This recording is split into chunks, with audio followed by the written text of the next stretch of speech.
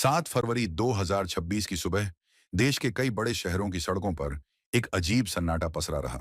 न ओला की cab book हो रही थी, न उबर, और न ही रैपिडो की बाइक टैक्सी आ रही थी।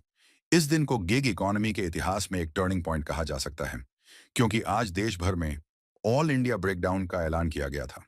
यह हड़ताल केवल कैब सर्विसेज को लेकर नहीं थी, बल्कि गिग इकोनॉमी के उस इनविजिबल वर्कफोर्स की आवाज थी जो हर दिन करोड़ों लोगों को उनके गंतव्य तक पहुंचाने का जरिया बनते हैं, लेकिन जिनकी खुद की मंजिल अब तक तय नहीं हुई।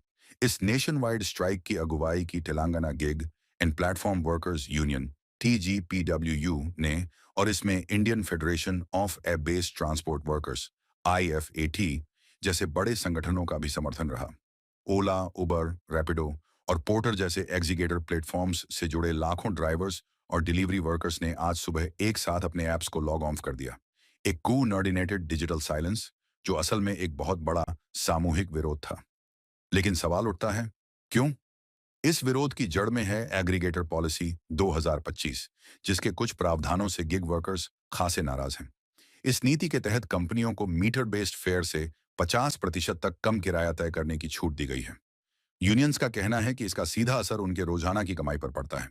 ड्राइवर्स का आरोप है कि ये कंपनियां फेयर्स को मनमाने तरीके से सेट करती हैं। कोई गवर्नमेंट रेगुलेटेड फेयर स्ट्रक्चर नहीं है। मतलब आज का किराया क्या होगा, इसका फैसला पूरी तरह से एल्गोरिदम और कंपनी के डिस्क्रिप्शन पर है, not on actual ground realities. उनकी दूसरी मांग है मिनिमम बेस फेयर को तुरंत लागू किया जाए ताकि उनकी अर्निंग में एक स्टेबिलिटी आए। आज के डेट में ड्राइवर को कितना पैसा मिलेगा, ये न तो उसे पता होता है, न ही उसे कोई कंप्लेंट मैकेनिज्म मिलता है। तीसरा बड़ा मुद्दा है पैनिक बटन इंस्टॉलेशन। सेफ्टी के लिए पैनिक बटन जरूरी हैं, लेकिन यूनियंस का कहना है कि इस डिवाइस को इंस्टॉल करने में 12,000 रुपये तक का खर्च आ रहा है। सेंट्रल गवर्नमेंट ने भले ही 140 से ज्यादा वेंडर्स अप्रूव किए हों, लेकिन महाराष्ट्र सरकार ने उनमें से 70% को अनऑथोराइज घोषित कर दिया। नतीजा ये हुआ कि ड्राइवर्स को पहले से लगाए गए डिवाइसेस हटाकर नए लगाने पड़ रहे हैं, और ये फाइनेंशियल बोझ उनके लिए बहुत भारी है। और बात यही नहीं रुकती। गिग वर्कर्स ये भी कह रहे हैं कि प्राइवेट नॉन कमर्शियल व्हीकल्स को कमर्शियल राइड्स के लिए इस्तेमाल करने की इजाजत भी बंद की जाए। इससे अनफेयर कंपटीशन होता है और लाइसेंस्ड कमर्शियल ड्राइवर्स की रोजी रोटी खतरे में पड़ती है। अब जरा ग्राउंड रियलिटी की बात करें। दिल्ली, मुंबई, बेंगलुरु और हैदराबाद जैसे शहरों में इस स्ट्राइक का सबसे ज्यादा असर पड़ा है। लोगों को ऑफिस पहुंचने में मुश्किलें हो रही हैं।